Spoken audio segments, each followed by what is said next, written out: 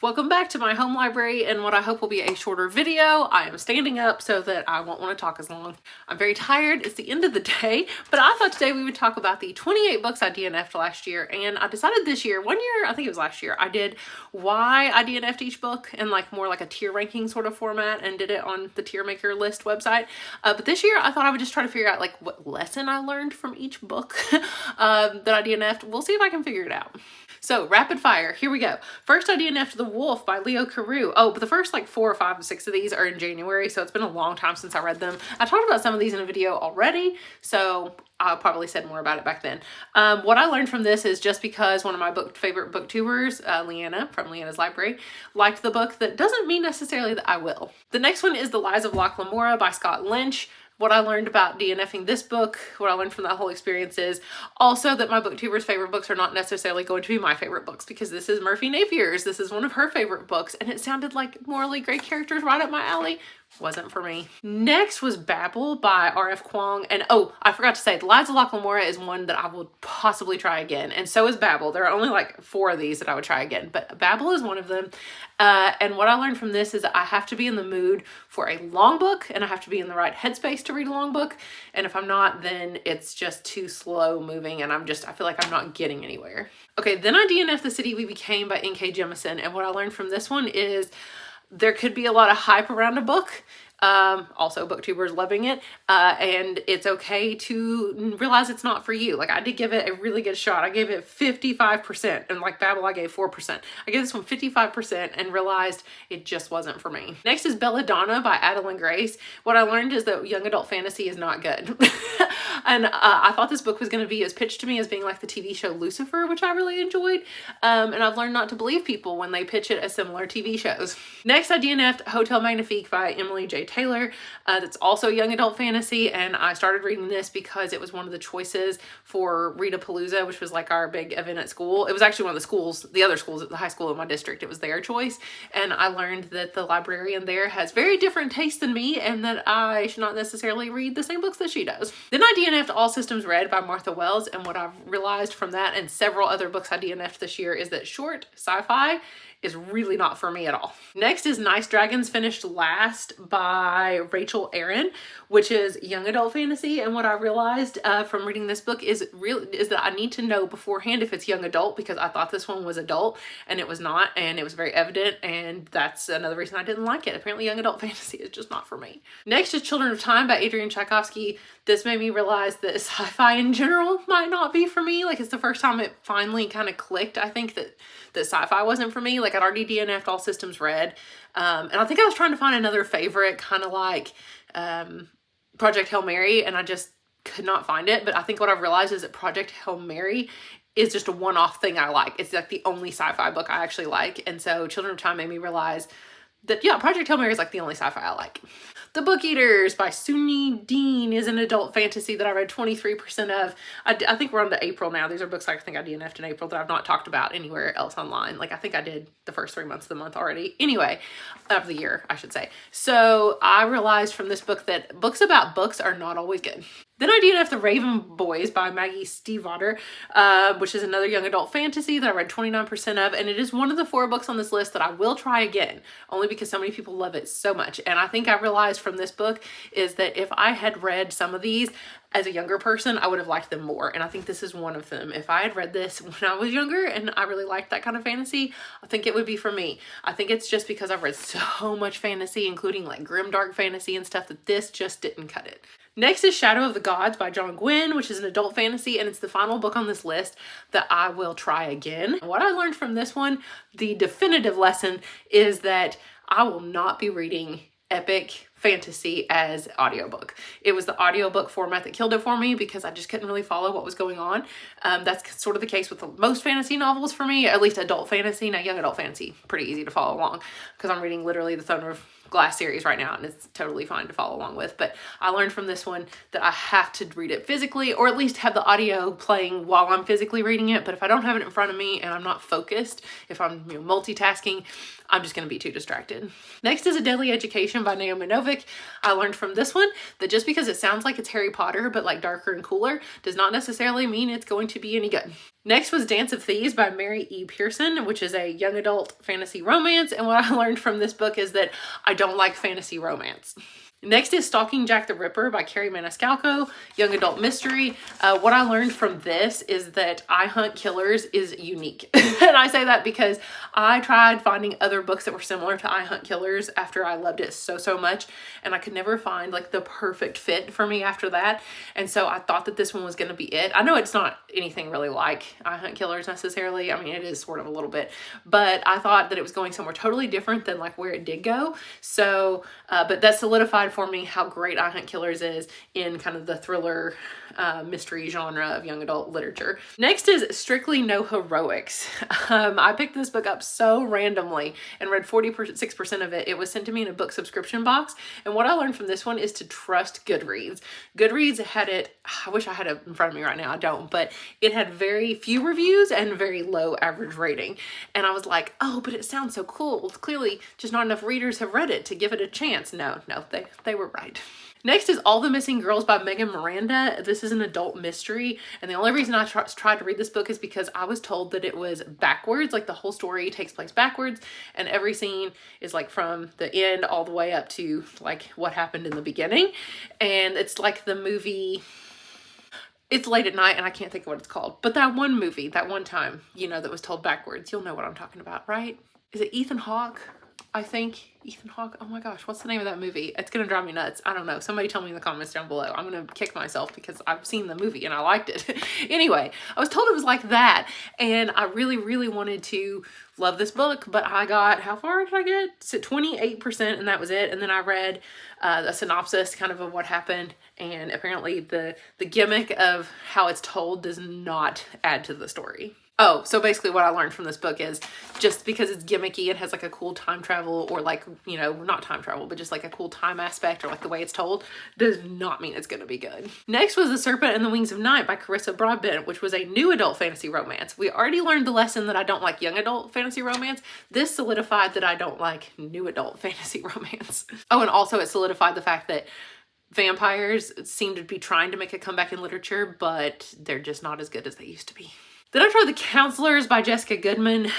This was a mystery that I read 20% of, and I DNF'd it because it was not going anywhere that I thought was interesting, and I'm so glad that I didn't finish it because I read about the ending and it sounds really bad. So I learned from this one that also, this was a book choice for Readapalooza, so I've learned that just because I choose a book for Readapalooza and that it's really popular, a lot of students read this one, does not mean it's going to be good.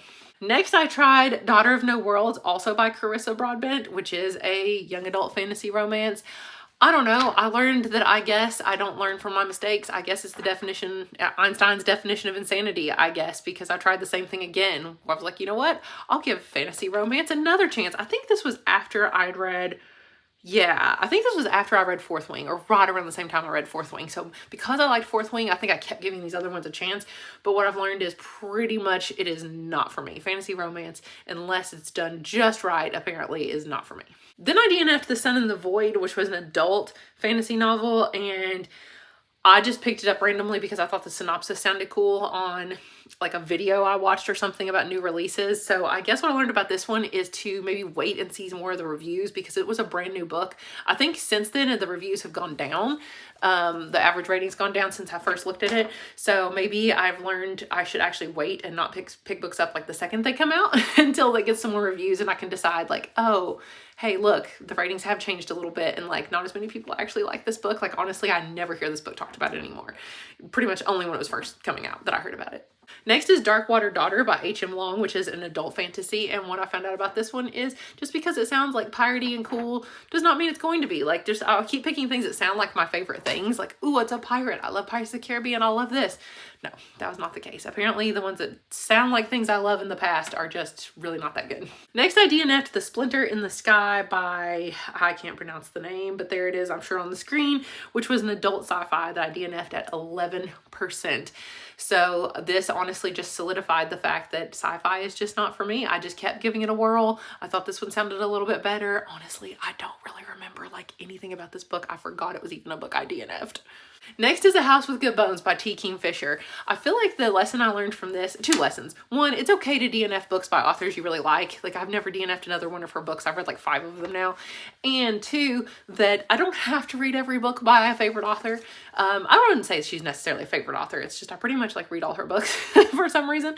Seriously, I've read a ton of them now. Well, like 5 of them. But I've read them all in a very short span of time too. And I've realized I do like her fantasy more than her horror. If you call this one horror, I don't know. It wasn't really scary. But just because it's short too does not necessarily mean, because I think it was only 247 pages, does not mean like I have to get through it or that it's going to be any better or anything like that. So I don't have to read T. Kingfisher books every time they come out.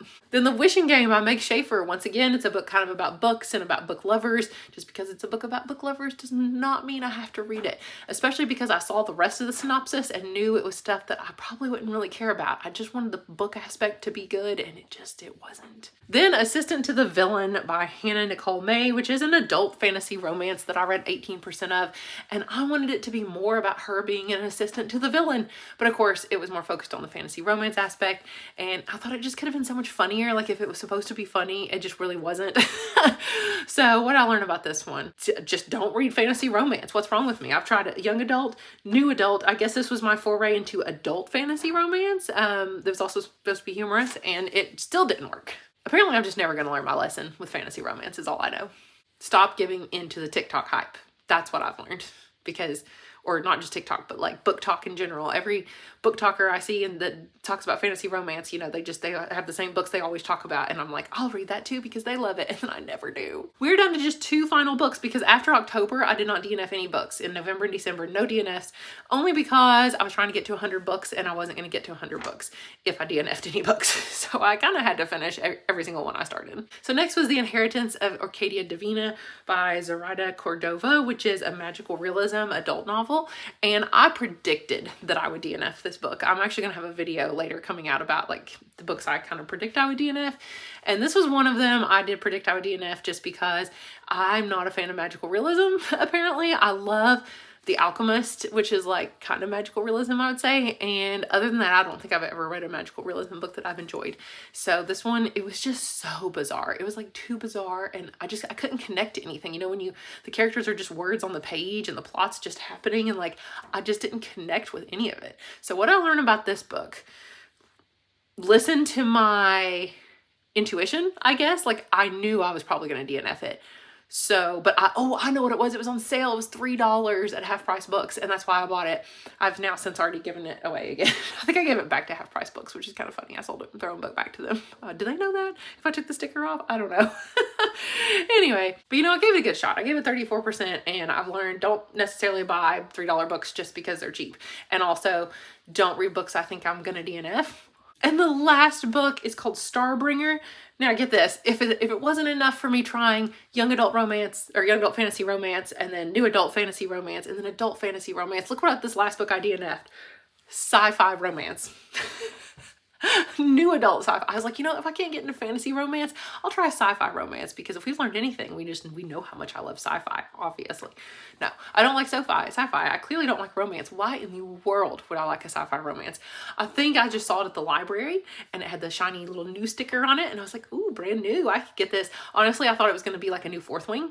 That's kind of the hype I think it was getting. Not hype, because it obviously isn't that popular, but that's kind of what I saw as being compared to Fourth Wing, and I thought, oh, I can get on the hype train and I can be one of the first people to read this book, unlike Fourth Wing when I was like the last person to read the book. But I only made it 14%, and the book was 608 pages, so it was just too long. So I learned just stop reading romance. And finally, although that is all the books I technically DNF'd, or I truly DNF'd, I did technically DNF Iron Flame by, what's her name, Rebecca Yarros, because, you know, as much as I liked Fourth Wing, and of course I gave it 4 stars, once the main characters get together, like, I just don't care anymore. Like, once the romance is there, it's like, okay, well, what do I have to look for now? Like, I don't care. And I just thought it was way too slow, way too boring, didn't care about anything that was happening. And I know the ending is supposedly epic, and I've read the spoilers, and I know what happens at the end, and it does sound great, but it's not worth the 600 and some pages to get there. But because I read over 50% of it and listened to like 15 hours of the audiobook, I counted it as a book I read this year, because I read more pages of that book than I did of other whole entire books, and I only made it like halfway. So I counted it, even though it was kind of technically a DNF.